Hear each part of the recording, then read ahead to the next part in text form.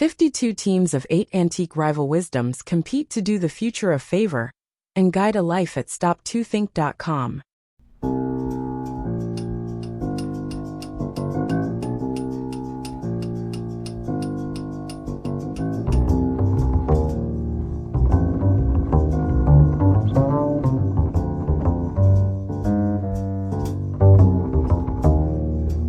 Team quote 43.1.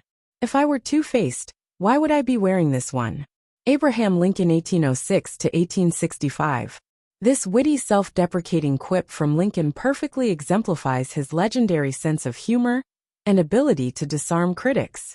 The quote was reportedly his response to someone who called him two-faced, showing how he could use humor to address personal attacks while acknowledging his famously ungainly appearance. What makes this response particularly brilliant is its multiple layers. On one level, it's a simple joke about his appearance. Lincoln was well aware that he wasn't conventionally handsome. But it's also a clever defense of his character. By joking about his looks, he subtly reinforces his reputation for honesty and straightforwardness. The insight displays Lincoln's masterful understanding of how humor can diffuse tension and make profound points without aggression.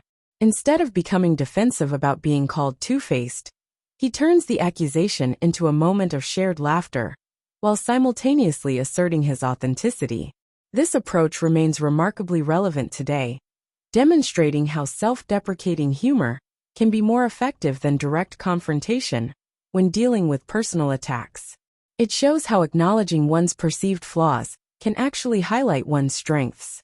It's particularly powerful coming from someone in Lincoln's position, a president facing intense criticism during one of the nation's most difficult periods, showing how humor can be an effective tool for leadership even in the most serious circumstances. Team quote 43.2. If you shut up truth and bury it underground, it will but grow. Emile Zola 1840 to 1902.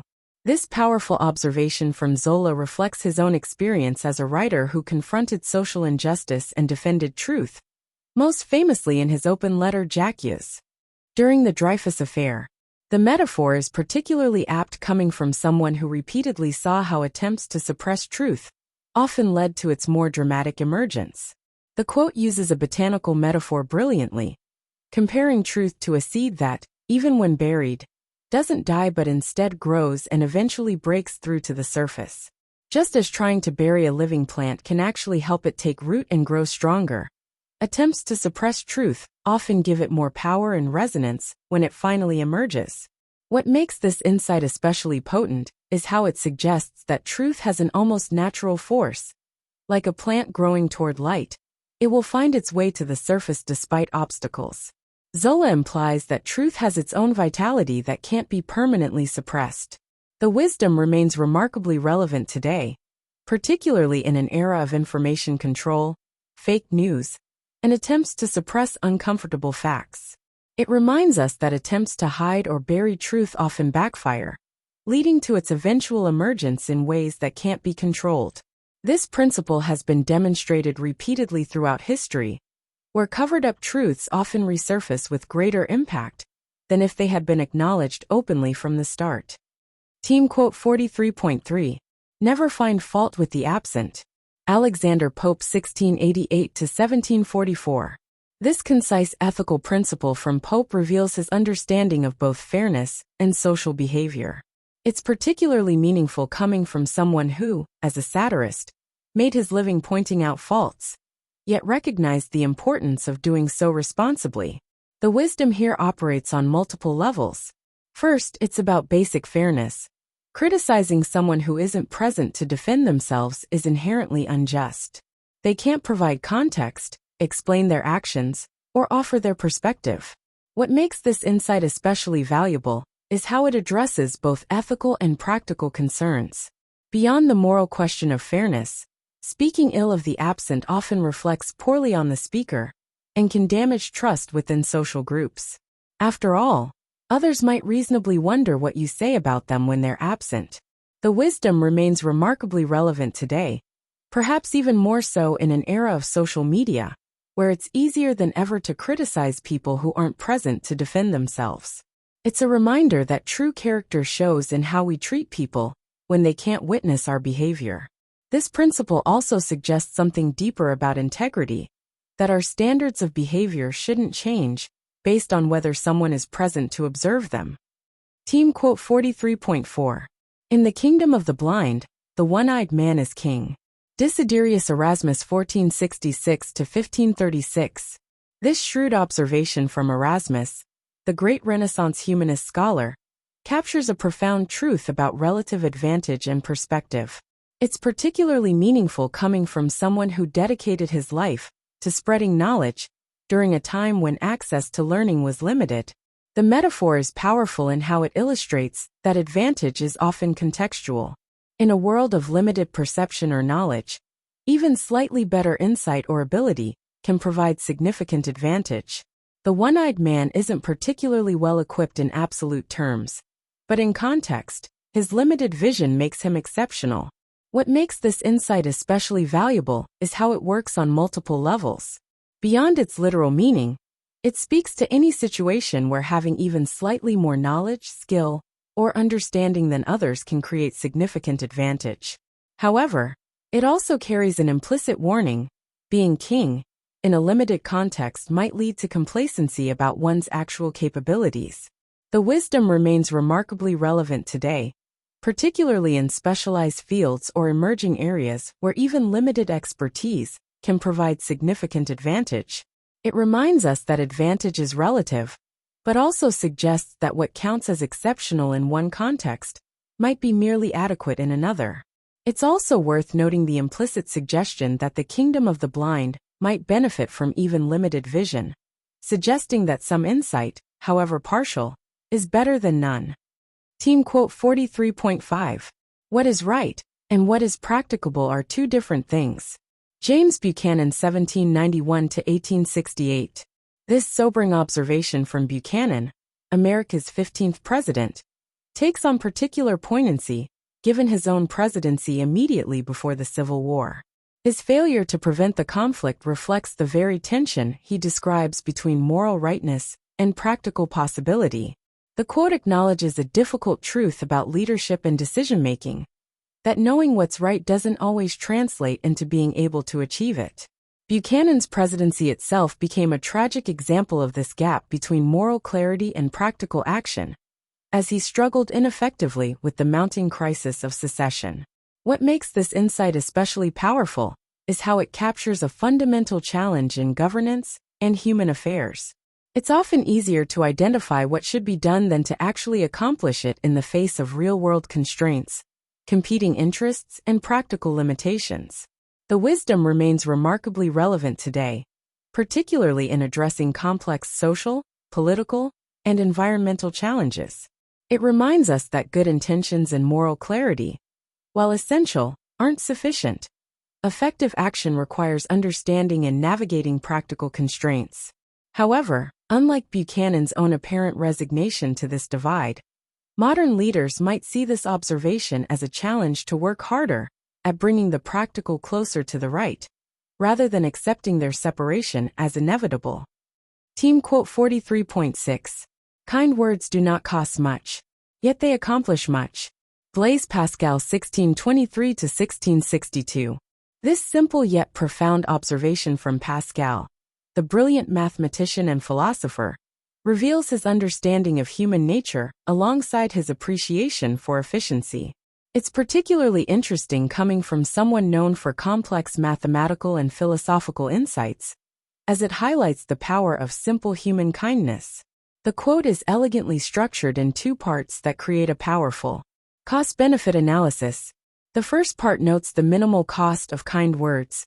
They require little effort, time, or resources. The second part emphasizes their disproportionate positive impact. This contrast between minimal input and maximal output would have appealed to Pascal's mathematical mind. What makes this insight especially valuable is how it identifies kind words as perhaps the most efficient form of human interaction, requiring virtually no resources, while potentially yielding significant returns in terms of human connection and positive influence.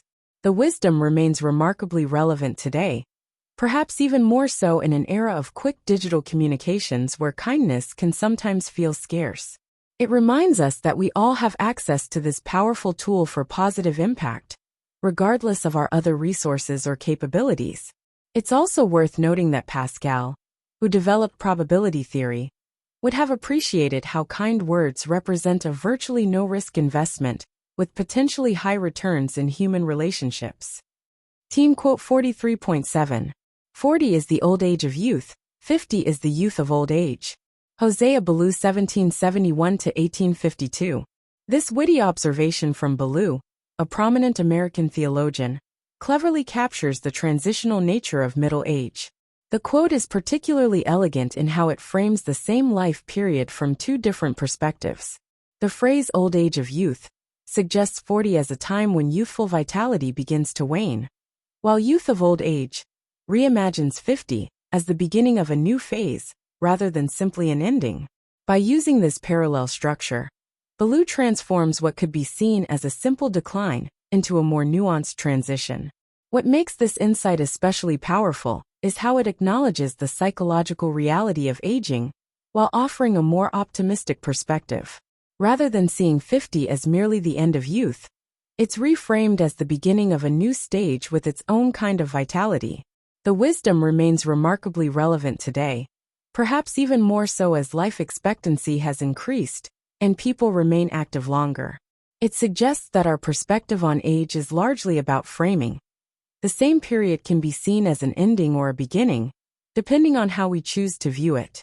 It's particularly interesting how the quote captures the liminal nature of middle age, that period when we're simultaneously ending one phase of life and beginning another.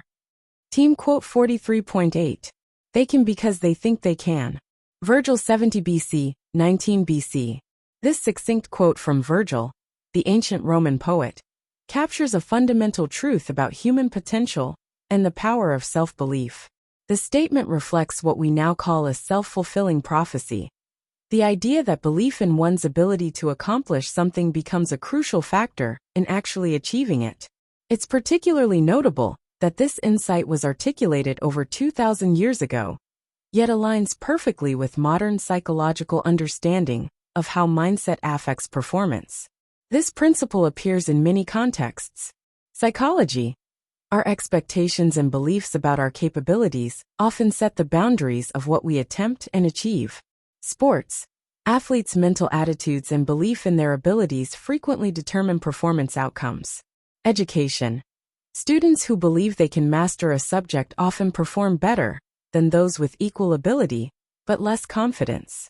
The wisdom here isn't about blind optimism, but rather about how our internal beliefs shape our external reality through their influence on our efforts, persistence, and willingness to face challenges.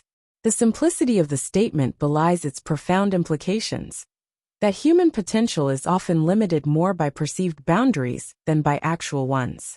And to help raise school test scores and confidence with free easy extra advantage math, spelling and reading workbooks you can download for free at stop2think.com or buy at educationstopshate.com. Free easy math wisdom workbooks with octa-repetition to grow math self-confidence. You'll get plenty of repetitive practice of age ranges and averages of our 52 teams of 8 quote authors. Free easy alpha cipher-coded puzzles teach letters, numbers, and phrases using antique wisdoms that encourage and educate. Can you decode this cipher quote of encouragement using either our learning to spell or just for fun instructions? And since time is money, practice reading faster with 52 teams of antique rival wisdoms. We offer printed versions and timed videos with background music. Sign up for free weekly emails of 52 teams of antique rival wisdom workbooks with easy math, spelling, and reading practice. And if you'd like to get paid for sharing our wearable wisdoms, keep this in mind. Everyone I know wears a shirt, and most of us change them daily, so change your shirt and change the world. Social equalities are blatantly subliminal antique positive wisdoms repetitively shared without saying a word. This applies to all our wearable shareable wisdoms, like pretty witty baby onesies and pretty witty kids. Youthful truths let your kids gain confidence, sharing antique wisdoms with their friends. Imagine them sharing words of wisdom with classmates and teachers. I think, therefore I think tees I wear is a super easy way to share words of wisdom. With wearable wisdoms to fit babies, kids, and adults, you can clothe a whole family, city, or state. So do the future a favor by encouraging, educating, and entertaining with words of wisdom. Make us all wiser and kinder. And for a downloadable PDF of these team quotes, join the 52 of 8 today.